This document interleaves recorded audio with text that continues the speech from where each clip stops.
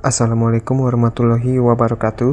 Perkenalkan, nama saya Markus Jonathan Panganju dengan NIM 09010282529092. Saya berasal dari kelas MI1C, Fakultas Ilmu Komputer, jurusan Manajemen Informatika. Pada kesempatan kali ini, saya akan mempresentasikan materi tentang algoritma pemrograman berdasarkan isi dari slide 1 sampai slide 5. Tujuan dari presentasi ini adalah untuk menjelaskan konsep dasar algoritma, ciri-cirinya, tahapan perancangannya, serta hubungannya dengan proses pemrograman. Baik, mari kita mulai pembahasannya. Yang pertama, pengertian algoritma. Algoritma berasal dari nama ilmuwan Persia, yaitu Al-Khawarizmi. Dalam dunia komputer, algoritma berarti urutan langkah-langkah logis, sistematis, dan terbatas untuk menyelesaikan suatu masalah. Dengan algoritma, kita bisa merancang solusi yang teratur dan efisien sebelum menulis program komputer.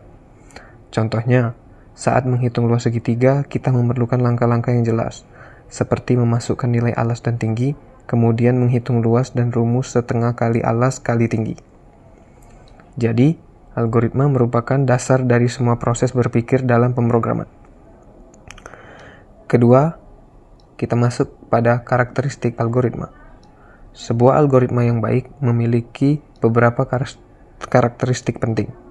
Pertama, harus memiliki input dan output yang jelas. Kedua, setiap langkahnya harus terdefinisi dan logis sehingga komputer dapat memahaminya. Ketiga, algoritma harus berakhir atau terminasi, artinya tidak berjalan tanpa henti. Dan keempat, algoritma yang baik harus efisien dan mudah dipahami oleh pembuat maupun pembacanya.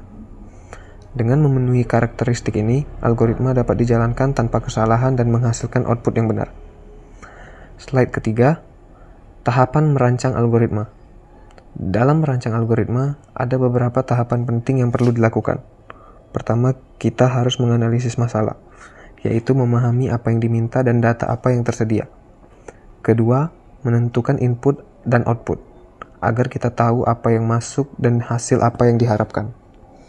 Ketiga, menyusun langkah-langkah logis untuk menyelesaikan masalah tersebut. Dan terakhir, melakukan pengujian atau perbaikan untuk memastikan hasilnya sudah benar.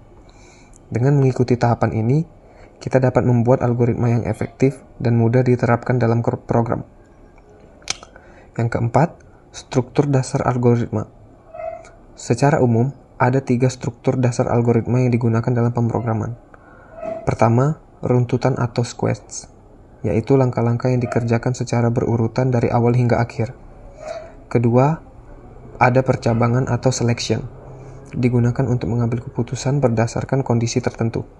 Misalnya, jika nilai lebih dari 60, maka dinyatakan lulus. Jika tidak, maka tidak lulus.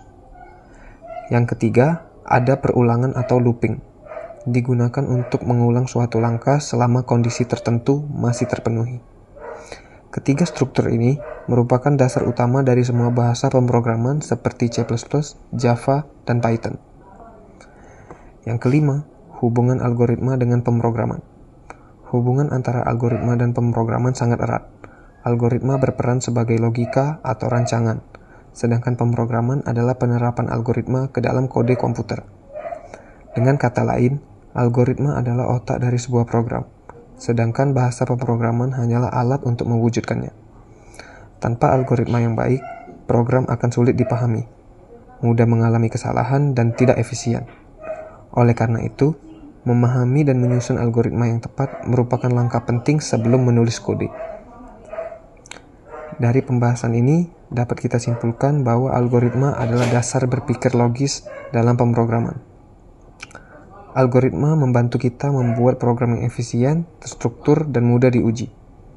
Maka dari itu, sebelum memulai pemrograman, kita melalui cara berpikir algoritmik agar program yang dihasilkan berkualitas baik. Demikian presentasi saya mengenai algoritma dan pemrograman berdasarkan slide 1-5. Terima kasih atas perhatian Bapak, Ibu dosen, dan teman-teman semua. Wassalamualaikum warahmatullahi wabarakatuh.